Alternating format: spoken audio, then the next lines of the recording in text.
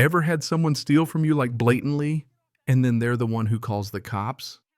Yeah, I thought I'd seen everything up here in the Colorado mountains. But the day my neighbor Karen called the sheriff on me for threatening to leave disabled people in the dark after I caught her siphoning my power for 8 months. Well, let's just say that's the day I learned karma sometimes needs a little help. So picture this. I'm Jake Morrison. Used to be Army for 2 decades. Did my time, came home carrying a little too much in the head and not nearly enough in the wallet. But luck, or maybe fate, hands me my grandpa's cabin. 40 acres, 2 hours from Denver, a stone lodge smelling of cedar and wood smoke, all nestled in pines so thick the sun takes its time climbing in. There's peace here, real peace, the kind you taste in your coffee every morning. I came here to heal, fix up the place, and work remote as an electrical engineer. Fitting, huh? Considering how this story goes. Now, Grandpa built this place in '47 with bare hands and stubbornness, so the bones are solid. He left everything tool stove, even his old coffee percolator that still gurgles like clockwork. I set up solar panels, figured I'd make him proud. Free power from mountain sun. For a year and a half, it was paradise. Just me, the creek, and the wind whispering through those pines. Then Karen Whitmore rolled in. I'll say this. You can always spot a city transplant. She bought 5 acres just down the road, came up here with 3 RVs and enough gear to start her own reality show. Big talker. Real estate retiree out of Phoenix, all Patagonia, and perfect hair-making noise about wilderness standards while her AC units rattled the whole mountain. First week, she's knocking on my door, tears in her eyes, claiming her disabled brother needs power for his oxygen machine. Could I run a tiny cord over just until she gets her own hookup? Now look, I may be grumpy, but I'm not a monster.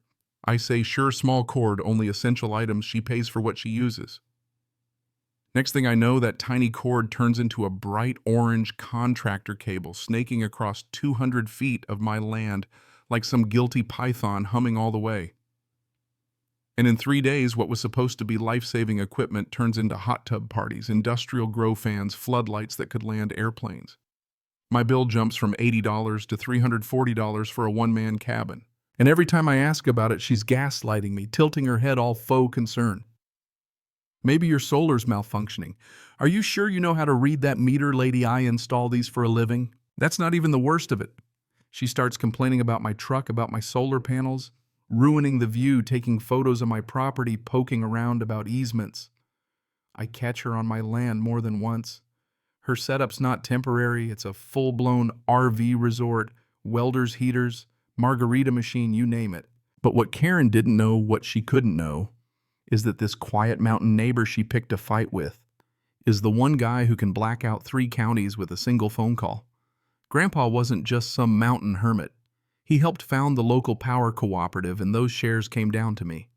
So I start paying attention, documenting everything. Day, I finally pull her cable out of my dirt. She comes storming over. All righteous fury, phone in hand, calls 911 right in front of me, tells them I'm threatening the life of a disabled man, that I'm committing attempted murder by cutting off oxygen. I'd laugh if I wasn't so mad. Deputy shows up, Rodriguez, a good guy who'd clearly rather be anywhere else. Karen turns on the waterworks, claims I'm harassing her and her poor brother. Check her RV, I tell him. There's no disabled brother. There's a hot tub and a lot of stolen power. Sure enough, no medical equipment in sight. But Karen's got her ace a piece of legal documentation she waves around with the kind of smug that should be a crime on its own. Looks real. Letterhead, old signatures, even a seal. Claims she has easement rights dating back to 1952, giving her access to shared power. Except, see, I've read more utility documents than most lawyers. Fonts are too modern, the logo is wrong, the paper's way too new. But the deputy doesn't know that and tells us to sort it out in court. Karen thinks she's won. She's got a lawyer now, calls to threaten me with discrimination. Lawsuits, claims I'm denying her federal disability rights, demands damages for emotional trauma. Whole business feels like a shakedown. So that night, fueled by anger and too much coffee, I start digging. Turns out Karen's made a career out of this water theft in Phoenix, forged easements in Tucson power scams in Flagstaff.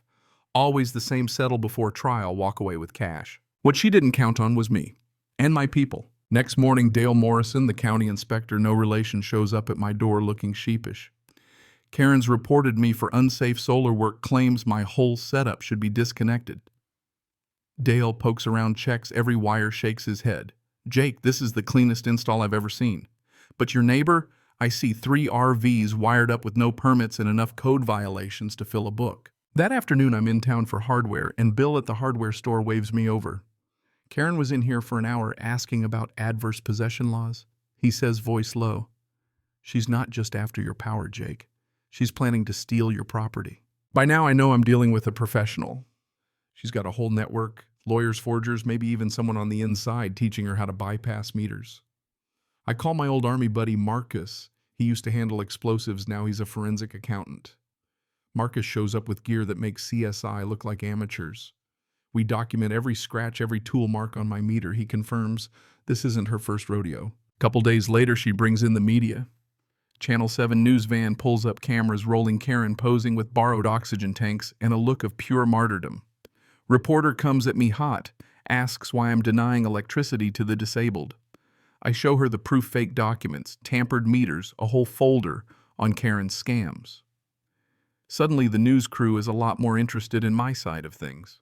They don't even bother filming Karen's planned victim interview. She loses her mind, storms over, threatens me with connections and revenge. But what she doesn't realize is I'm not just some guy with a grudge. I'm the chairman of the cooperative by inheritance. So I walk into the power office and Margaret, the old secretary, just about falls out of her chair. Your grandpa owned 40% of the company, Jake. That means you own it now. She drags out dusty binders, shows me how he set things up to protect the community, bylaws, emergency protocols, the works. We call an emergency board meeting open to the whole cooperative, 400 mountain folks from 3 counties, all ready to fight. Margaret lines up every bit of evidence, the fake easement, Marcus's forensic photos, Karen's criminal record. Detective Kowalski from Financial Crime shows up, confirms we're dealing with an organized ring.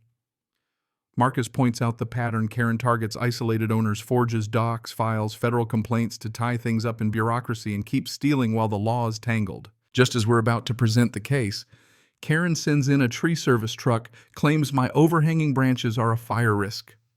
Tries to have my power lines cut. She's escalating. And then she plays her nuclear option. Her lawyers file federal discrimination suits. Get a judge to put a hold on the meeting, claim we're planning mass power shutoffs to disabled minorities. She thinks she's got us, thinks federal bureaucracy can grind us down. But she makes one fatal mistake. She files her complaints with forged medical documents, no actual disability, no real equipment. And mountain folks, we don't take kindly to people who prey on our neighbors. That night, the whole valley shows up. Parking lot packed, news cameras rolling. Karen puts on her show, but her voice shakes. For the first time, she's scared. Margaret takes the podium, lays it out, plain utility theft, fraud, false civil rights claims. Karen stands, tries to shout us down. Detective Kowalski steps up, arrest warrant in hand. Karen Whitmore, you're under arrest for wire fraud, civil rights violations, interstate theft, conspiracy. The room erupts.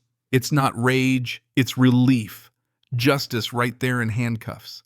But before she goes, I step up and say my piece. She didn't just steal from me, she stole from all of you. Every dollar she took came out of your bills, your families. I tell them about Grandpa, about his legacy, not just wiring the mountains, but wiring a community to stand together. And when Margaret calls for a vote, 400 hands shoot up to terminate Karen's service and ban her from ever getting power again. Not a single hand against.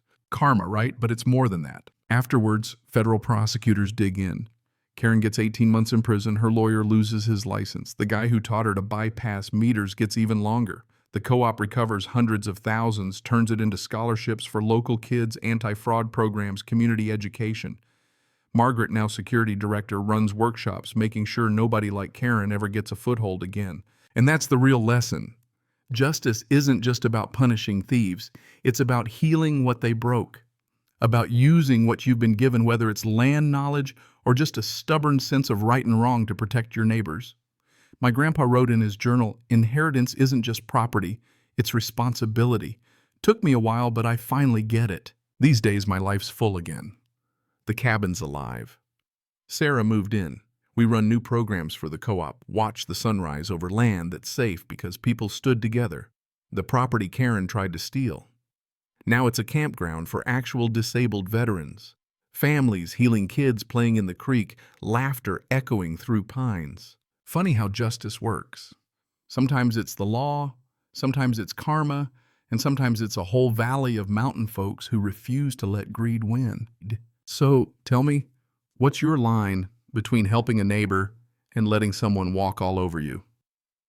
Ever had a Karen try to pull a fast one? Drop your story in the comments. Someone out there might need to hear it. And hey, if you want more tales about justice served cold, hit subscribe. Next time I'll tell you how a woman tried to turn my buddy's backyard into a public dog park, until she found out he was the city's Parks and Rec director. Sometimes karma doesn't just knock, sometimes it cuts the lights. Cảm ơn các bạn đã xem video.